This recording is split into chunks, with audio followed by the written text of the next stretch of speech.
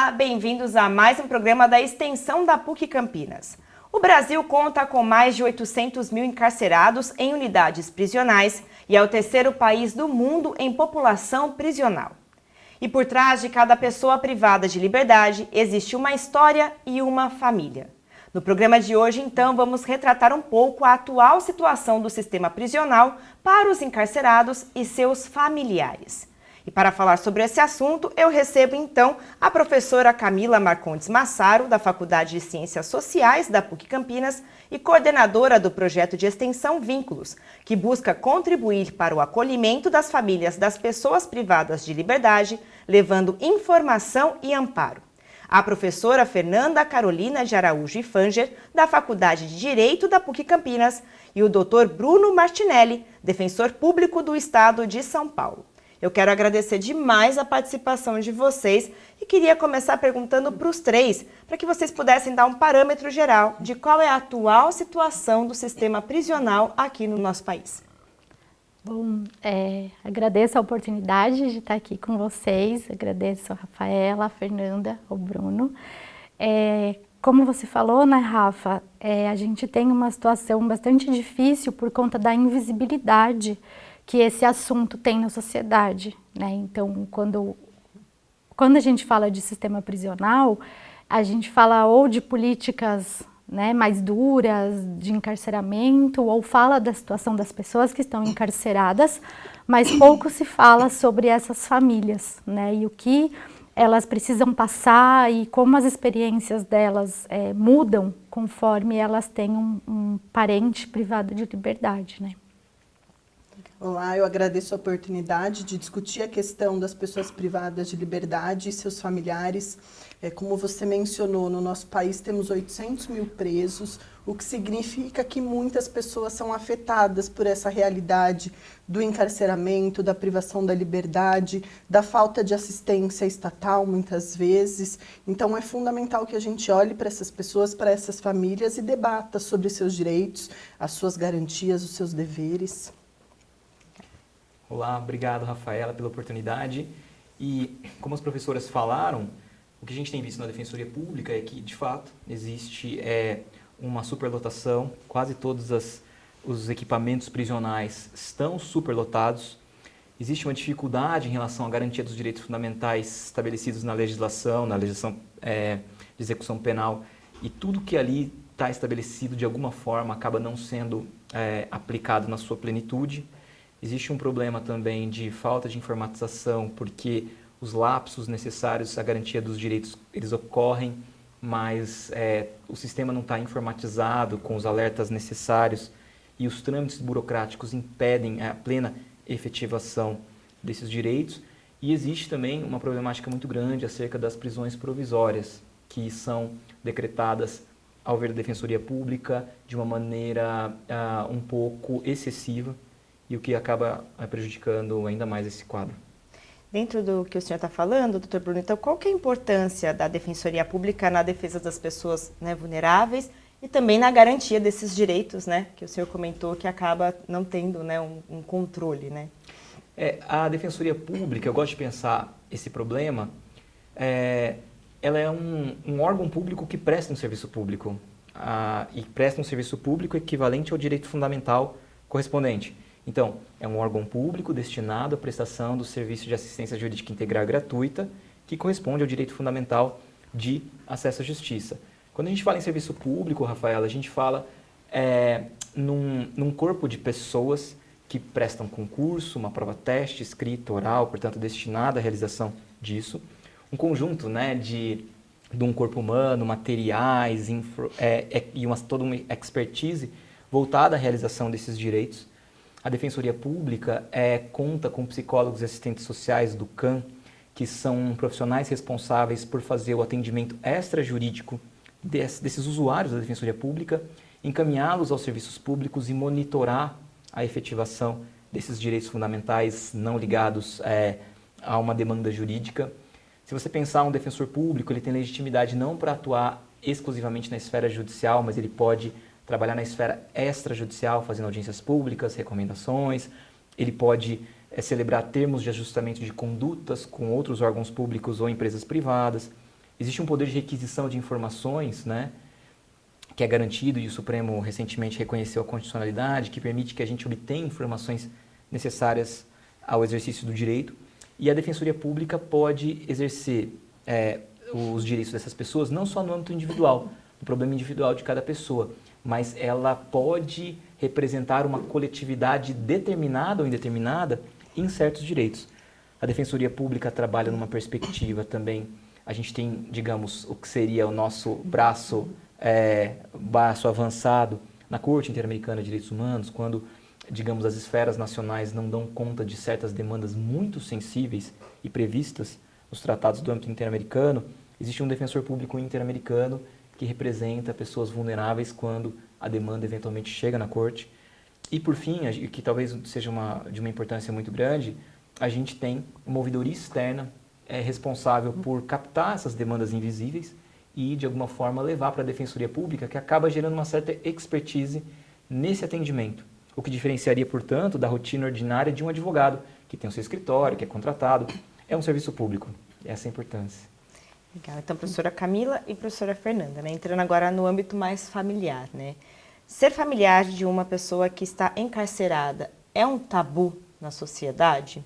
E eu queria que vocês falassem um pouquinho também o quanto essa família acaba sendo afetada durante, né, o período do cárcere aí do seu familiar. É um tabu, né? A gente costuma conversar sobre isso no projeto de extensão, dizendo que existe uma invisibilidade em relação às famílias de pessoas encarceradas. E essa invisibilidade, ela pode ser pensada de duas maneiras. Primeiro, a falta de conhecimento público, de conhecimento da comunidade em relação ao que ter um familiar privado de liberdade significa para essas famílias. E também uma outra forma de invisibilidade, que é o fato dessas pessoas agirem de modo que, quanto menos pessoas souberem o que eu estou passando, menos preconceito eu vou sofrer, né? Seja o preconceito no trabalho, né? Então, de repente, o empregador, que muitas vezes é um empregador informal, né? Ficar sabendo e demitir essa pessoa e não querer mais que ela preste os serviços. O preconceito nos órgãos públicos de saúde, de educação, por exemplo, né, que pode vir a acontecer, né? Então, das escolas não saberem lidar direito com isso e, de repente, começarem a falar coisas na frente das crianças que estão passando por essa situação. Ou no serviço público, quando uma mulher está gestante, né, e o pai dessa criança é alguém que está privado de liberdade, então, de repente, ouvir menções a isso, né? Mas nossa, por que você foi engravidar, enfim, né? Então essa dupla invisibilidade, né? E ter alguém da sua família privado de liberdade, principalmente se quem está do lado de fora for uma mulher, seja a mãe dessa pessoa, seja a avó dessa pessoa, ou seja a companheira dessa pessoa, muitas vezes significa ter que readequar toda a sua vida, né, para garantir que o familiar que esteja privado de liberdade sobreviva, né? Então, as visitas, né, a gente depois acho que vai falar mais um pouco, mas elas acabam sendo fundamentais no sentido de sobrevivência mesmo, porque é nesse momento em que a pessoa que está privada de liberdade pode ter acesso a uma alimentação de maior qualidade, a produtos de higiene, produtos de limpeza que o Estado deveria fornecer, mas ou fornece em pouca quantidade ou não fornece, né? Então, as famílias que estão do lado de fora, elas têm que se reorganizar financeiramente, territorialmente, né, e psiquicamente, muitas vezes, para poder enfrentar essa situação. A Constituição Federal diz, né, que a pena não pode passar da pessoa do condenado.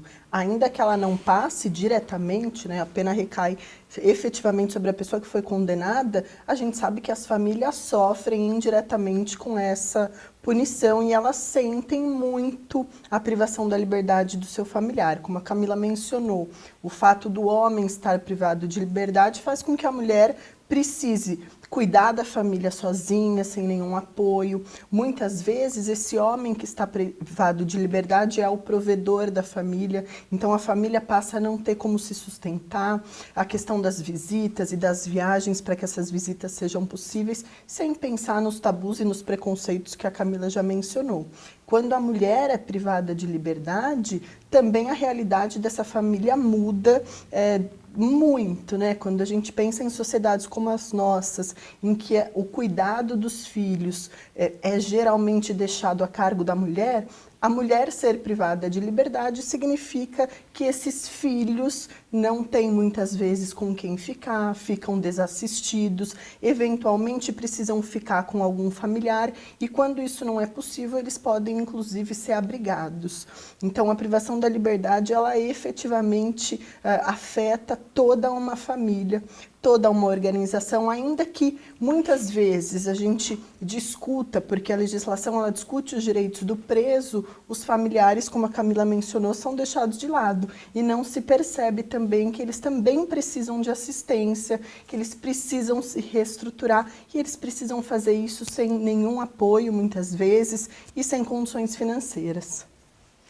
Professora Camila, apesar, né, de todas essas dificuldades, né, qual que é a importância da relação da família para essa pessoa, né, que está privada de liberdade, né? Tipo, até nessa questão da reinserção dela na sociedade, né? Então, e também o quanto essas famílias estão dispostas a contribuir com isso, né? O quanto você vem percebendo, né, junto ao projeto, que essas famílias estão dispostas a enfrentar tudo para realmente fazer com que essa pessoa volte para a sociedade, seja reinserida na sociedade. Sim.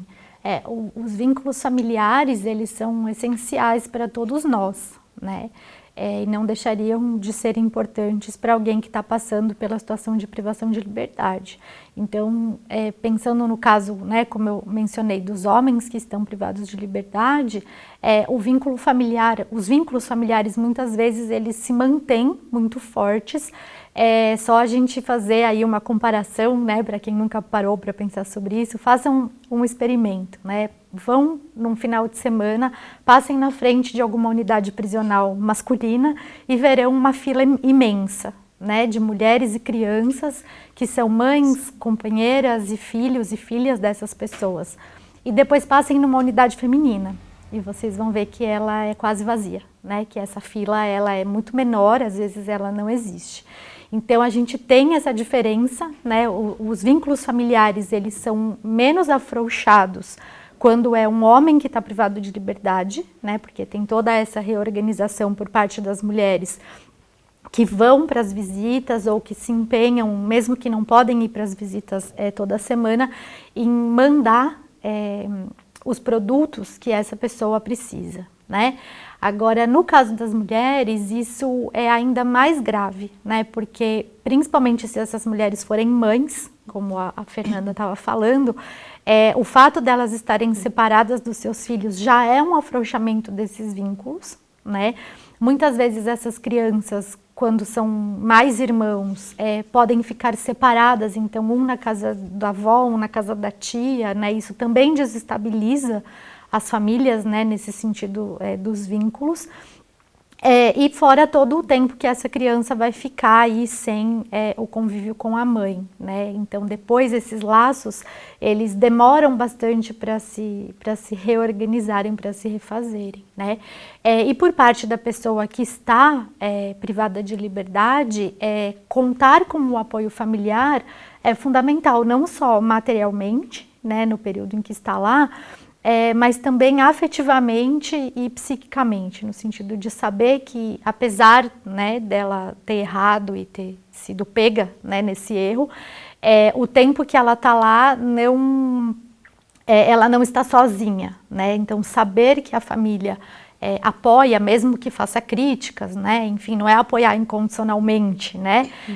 Não necessariamente, mas saber que tem uma família que está disposta a enfrentar esse período com ela, saber que tem alguém com que pode contar, saber que conforme o regime for progredindo, ela vai ter para onde ir durante as saídas temporárias e depois vai ser acolhida novamente no seu seio familiar para recomeçar, é bastante importante, né? Legal. Eu queria que vocês falassem um pouquinho, então, essa questão de como que está, então, a questão do sistema prisional para um adolescente.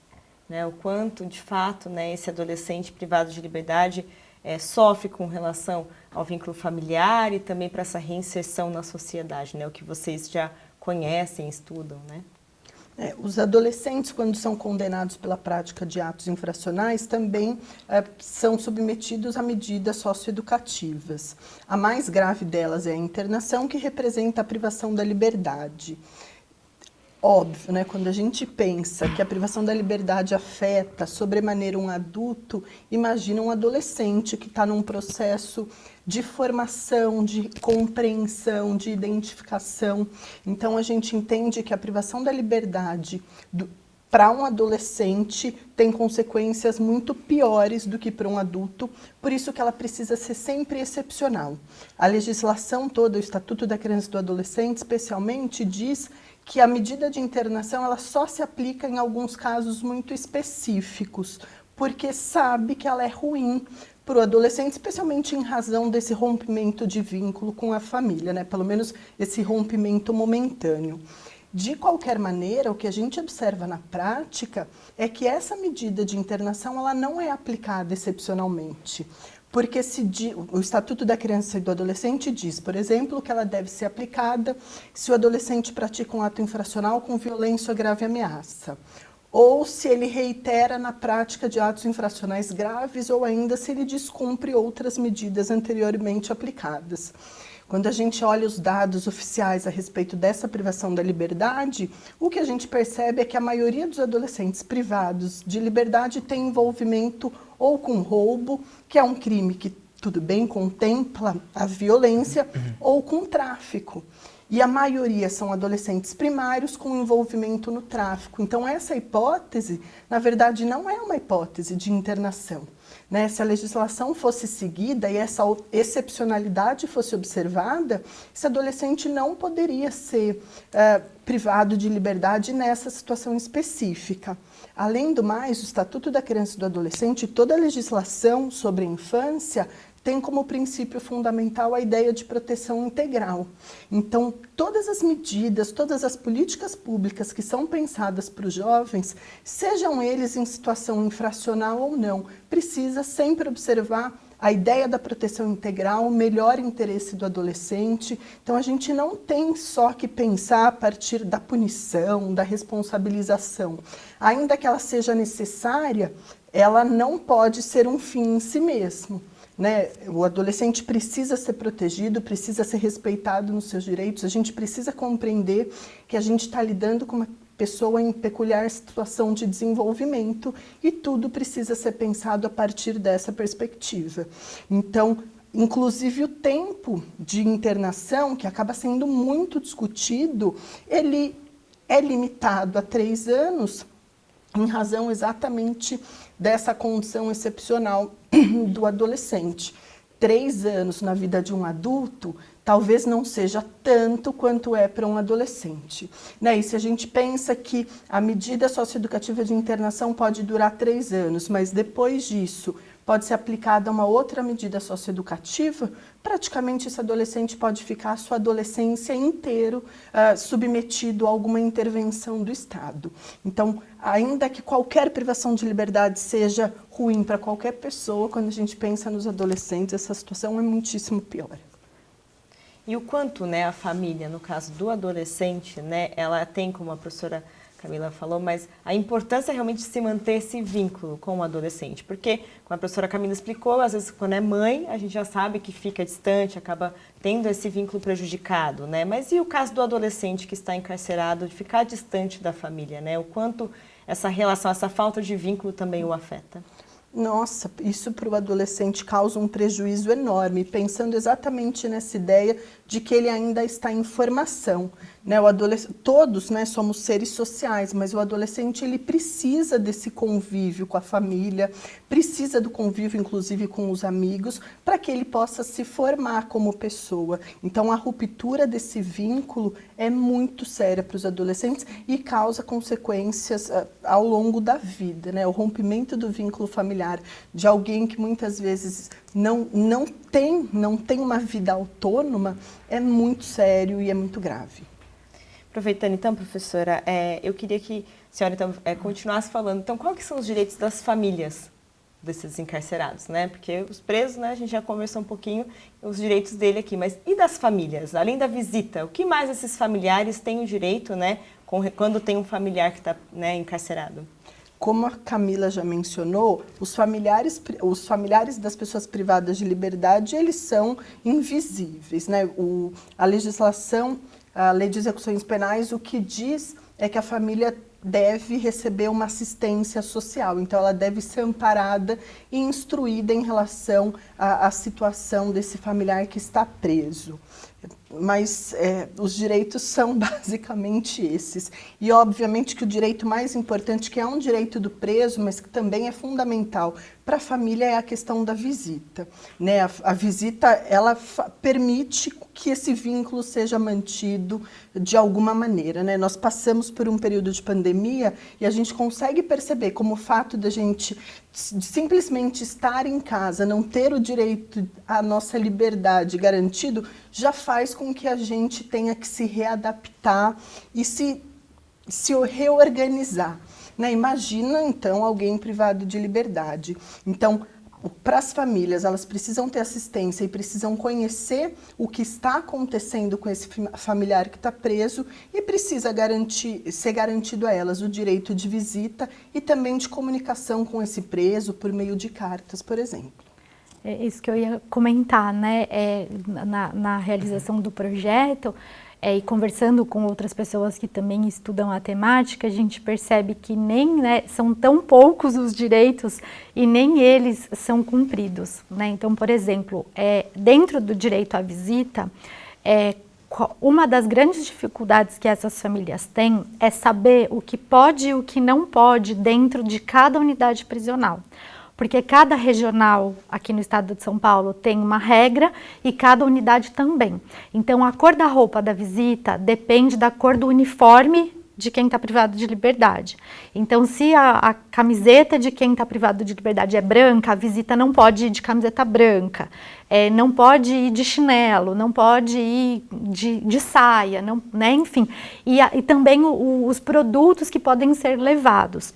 Eles têm uma variação de unidade para unidade, ou seja, quando um familiar é transferido de unidade, as famílias ficam perdidas, até elas saberem como é que faz para chegar nessa unidade, né? Porque nem sempre o direito da pessoa a cumprir a pena no lugar mais próximo da sua família é respeitado, ainda mais no caso das mulheres, porque as unidades prisionais femininas existem em menor quantidade, e não estou defendendo que existam mais, né? Não é isso, mas elas ficam muitas vezes afastadas do seu local de residência, e além da distância, essa falta de informação, né? Então, muitas vezes a pessoa leva um monte de coisa, comida, bolacha, não sei o quê, chega lá na porta, não pode entrar isso, não pode entrar aquilo.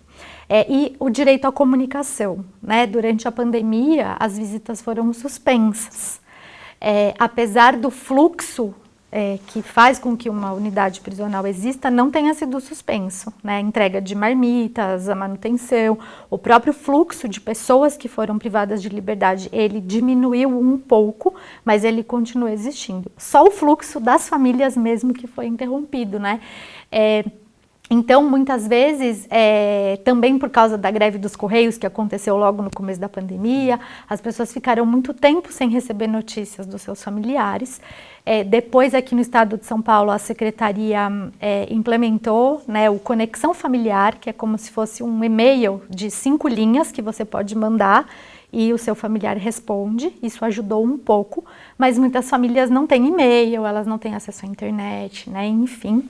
E um grupo de familiares organizados da Argentina, né, quando soube que nas unidades prisionais brasileiras não existe telefone público, né, ficou chocado, dizendo: como assim não tem telefone público? Como é que vocês fazem para se comunicar com as pessoas? Né? Então, assim, se tivesse telefone público, a gente evitaria vários outros problemas, como a entrada de celulares, né, e esse mecanismo todo que acontece lá dentro. Então, acho que nem, né, esses direitos eles já são poucos por ser um grupo bastante invisibilizado, mas ainda os que existem, eles não são respeitados na maior parte das vezes, né? Doutor Bruno, e também a professora Fernanda, acho que pode complementar, o quanto o histórico familiar de alguém que comete algum tipo de crime é levado em consideração no julgamento desse caso, né? E o quanto é correto também avaliar dessa forma, né, o crime ou o ato cometido. Eu acho muito complicado, não só do ponto de vista, digamos, de uma justiça moral mesmo, assim, de juízos de valor que a gente direciona sobre atos alheios, mas, de qualquer forma, essa não foi uma opção constitucional, nem legal, nem inscrita nos tratados que o Brasil ratificou, Rafaela. Sempre que você leva em consideração histórico, condutas pregressas, anotações infracionais ou anotações em folha de antecedentes, o que você está retomando é uma característica do passado, você não está julgando o ato, você toma uma característica do passado como um critério de julgamento. E aí, esse critério de julgamento é complicado porque isso permite que você rebaixe garantias fundamentais e você acaba muitas vezes confundindo o que seria um julgamento idiosincrático, para não dizer preconceituoso, ou, sei lá, baseado em algum tipo de captação da vingança da vítima em relação àquilo, né? A pena pode ser virar, na verdade o julgamento pode ser virar digamos, uma descarga de vingança.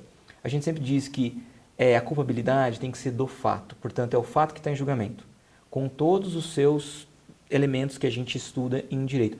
A gente não pode confundir aquilo que está na legislação com moral particular de cada um, de cada julgador ou daquele que veicula uma pretensão acusatória. A gente tem que respeitar quais são os valores constitucionais em jogo e a gente tem que respeitar se é que nós vamos levar em consideração características particulares, a especial situação de vulnerabilidade. Ou seja, em que medida, dada a situação de vulnerabilidade, era exigível que aquela pessoa agisse de uma maneira diversa ou tivesse um comportamento muito claramente no sentido da regra, mesmo tendo sofrido o que sofreu no caso concreto. E aí o que acaba acontecendo, muitas vezes eu tive um caso assim, é que eu tinha um adolescente que praticou infrações enquanto adolescente, mas ele estava em absoluto desamparo, uma situação de vulnerabilidade total. Vítima de crimes sexuais, vítima de abandono, pais que muitas vezes faziam uso problemático de drogas. E aí ele acaba sendo vítima de uma exploração para o tráfico. Então a gente fala assim, a pior forma de exploração de trabalho infantil é a exploração que existe na venda de drogas. Então, até ali, existe muito sério. E assim, numa situação em que era um adolescente em total desamparo, não tinha os pais, não tinha escola, não tinha estado, não tinha alimentação, já foi vítima de muitas agressões e abusos sexuais. Quando, de alguma forma, ele é cooptado para ser explorado na venda de drogas, aquilo futuramente, quando ele faz 18 anos e incorre em, por exemplo, um pequeno furto, é usado contra ele.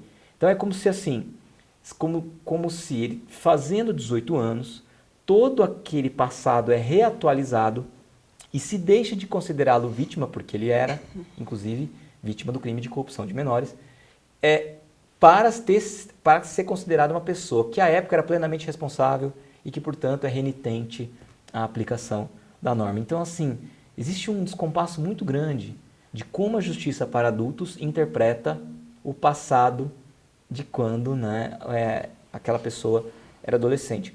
Usar critérios relacionados à pessoa e ao passado é uma forma de você atualizar o preconceito no julgamento, Rafaela. Isso não tem a menor discussão.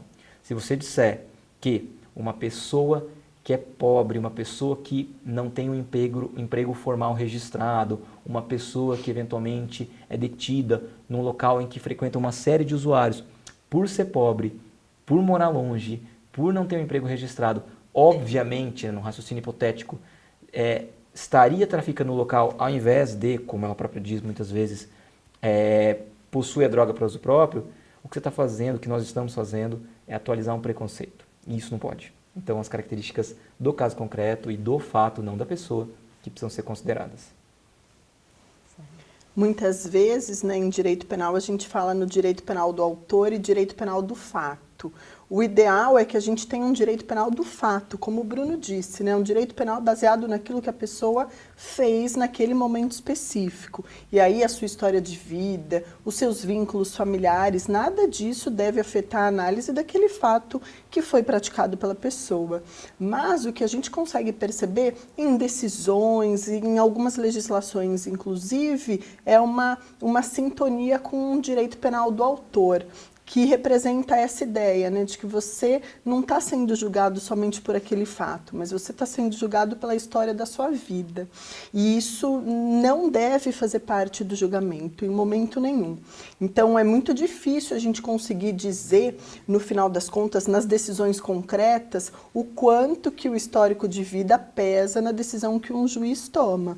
O que a gente sabe, seguramente, é que toda a legislação penal é construída a partir da ideia e do respeito de um direito penal do fato. É isso que deve ser levado em consideração, não a história de vida da pessoa, a não ser que essa história de vida seja considerada para que ela seja identificada como uma pessoa vulnerável e que precisa ser amparada, né, e não simplesmente condenada. Então, a ideia é essa, né? A gente precisa pensar que a gente está julgando fatos e não pessoas e não histórias de vida.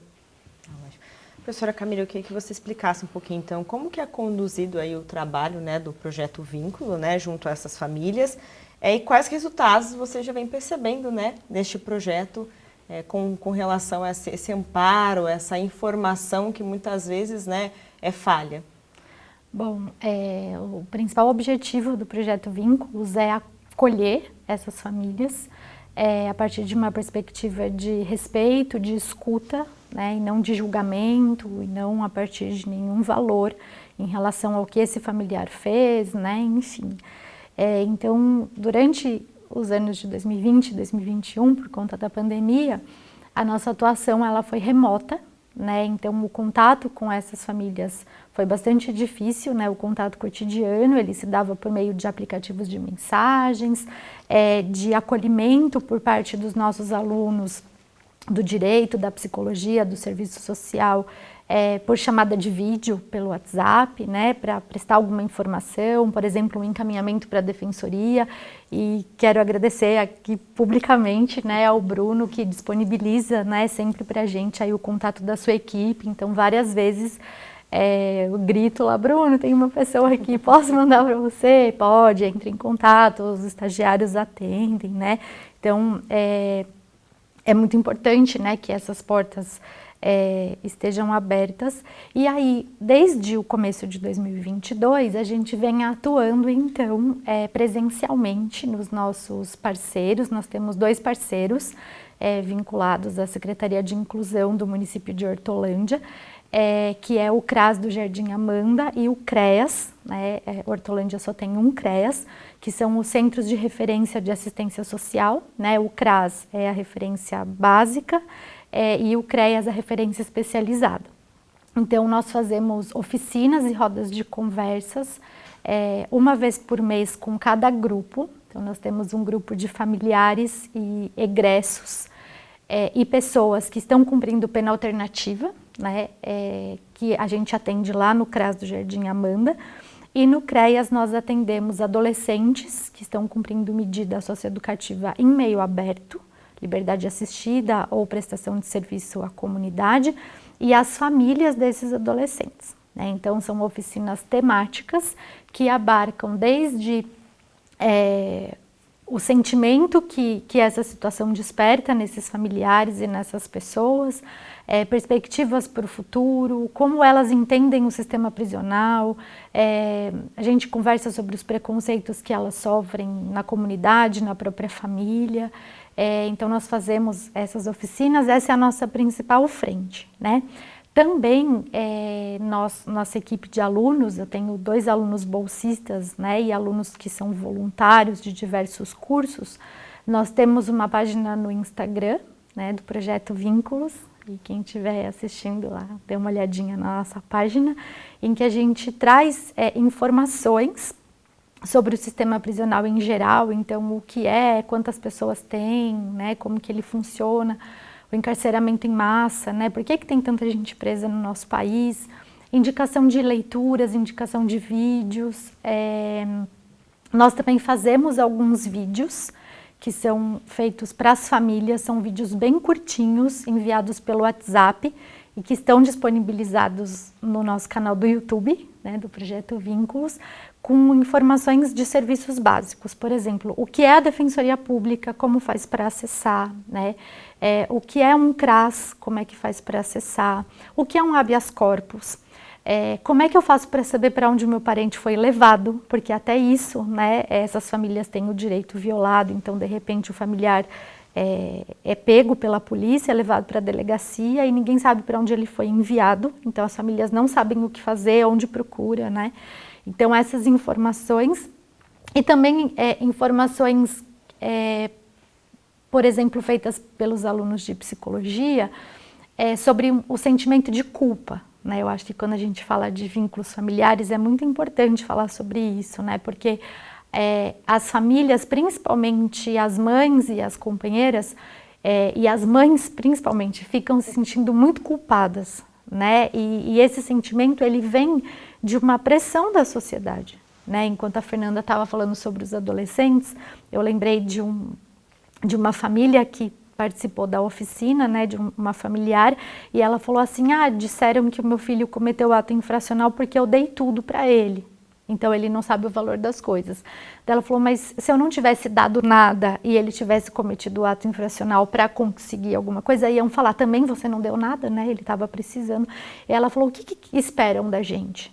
Né? Se a gente dá tudo, a culpa é nossa, se a gente não dá nada, a culpa é nossa também, né? Como é que a gente tem que agir? Então, as nossas atividades, elas vão um pouco nesse sentido, né? E mais recentemente, a gente está produzindo aí uma novidade, né? Em breve vocês vão ter acesso a partir de relatos e depoimentos desses participantes, né? Buscando a visibilidade, trazer a visibilidade do tema, sensibilizar a comunidade como um todo. Então a gente está organizando aí um programa de podcast, né?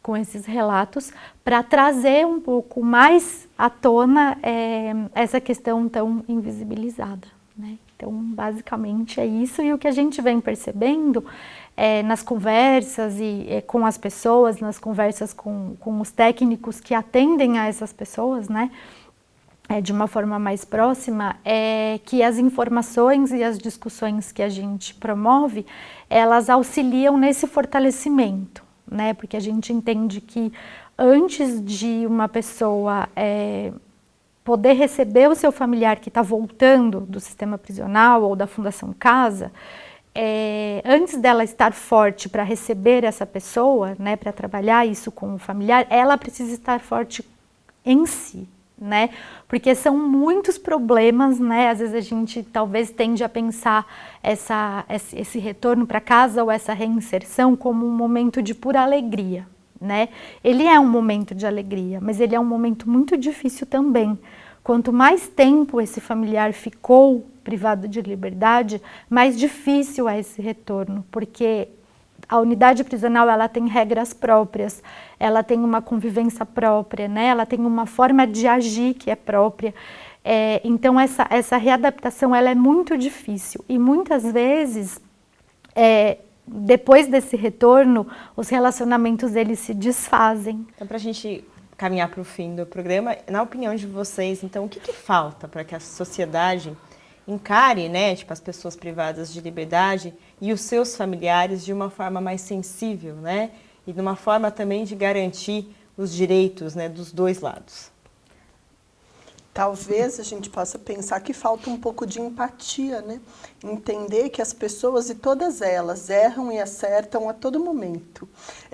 Os presos, eventualmente, são pessoas que praticaram alguma conduta errada e que foram punidos por essa conduta, porque existem diversas outras pessoas que praticam crimes, mas que eventualmente não são identificadas, não são punidas.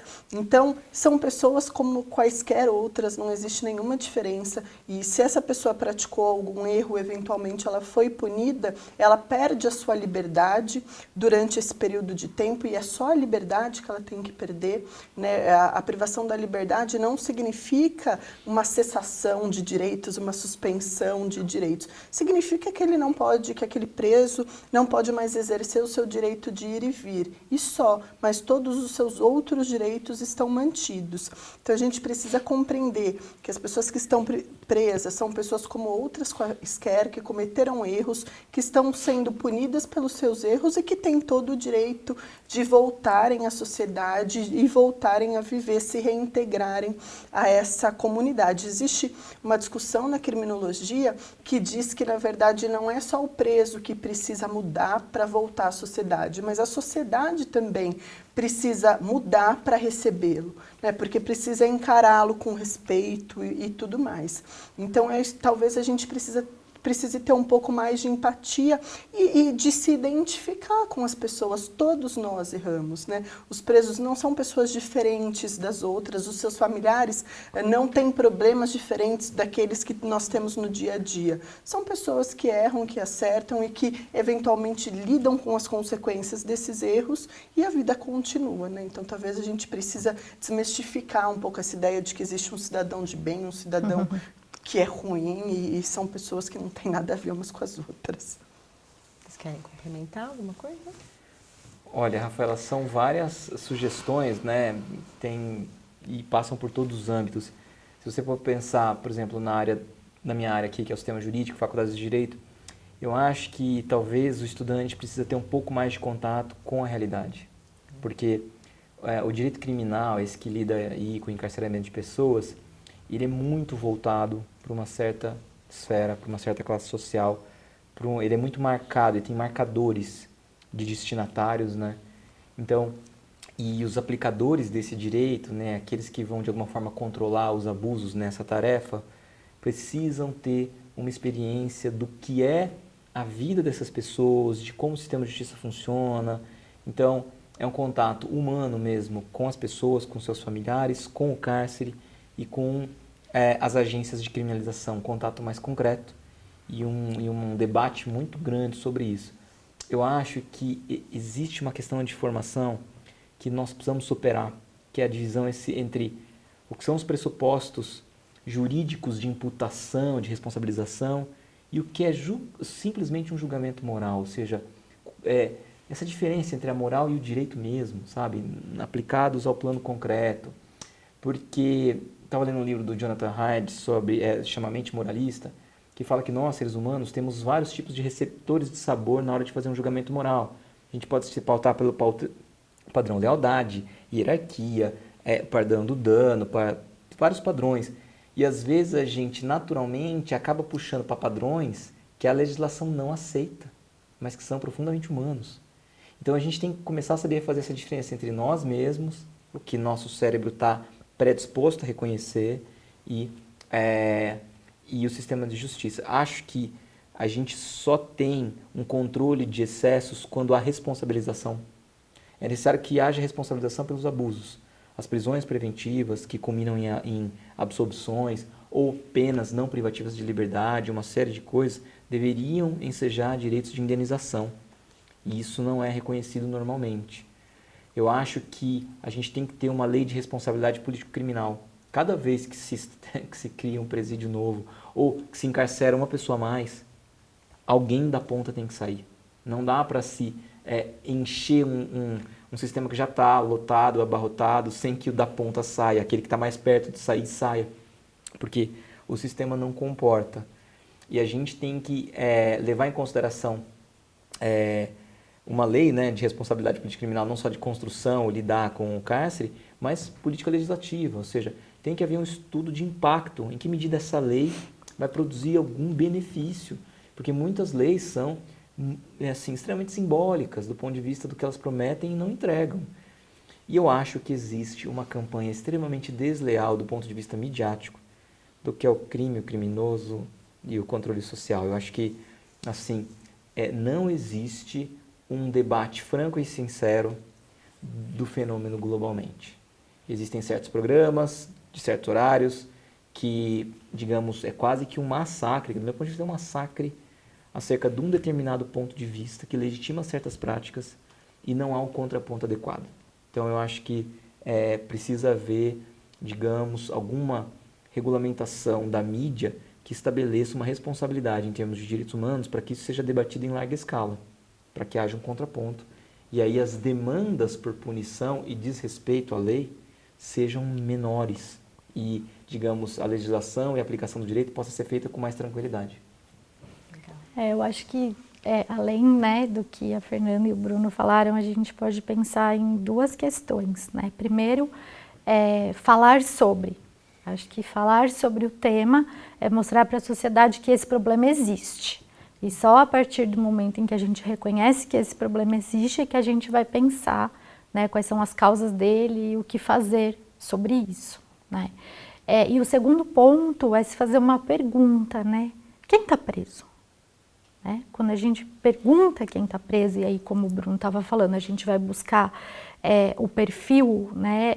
Não o perfil criminoso, né, dessas pessoas, mas a gente vai buscar perceber qual é a idade dessas pessoas, qual é a classe social, qual é a cor da pele dessas pessoas, até qual série elas estudaram, né?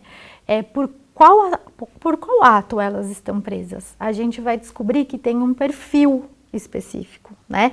Que, como a Fernanda falou, não significa em absoluto que somente essas pessoas cometem algum ato que é considerado crime, mas significa que essas pessoas, elas estão sob o olhar do Estado, né? Um filtro que a gente chama de seletividade penal. Então, são determinados grupos de pessoas, né? No caso do nosso país, tanto os adultos quanto os adolescentes que estão privados de liberdade, né? Nas medidas de internação, é o mesmo perfil, né? Então, são jovens, no caso do sistema prisional, até 29 anos, de 18 a 29 anos. No caso das unidades de atendimento socioeducativo, majoritariamente de 15 a 17 anos, né? Eles são pretos ou pardos, então eles são pessoas, né, que o IBGE aglutina como pessoas negras. Eles são pobres.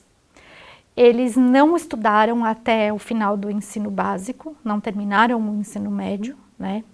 Os adolescentes muitas vezes saem da internação e não voltam para a escola, apesar de ser obrigatório, né, que eles voltem.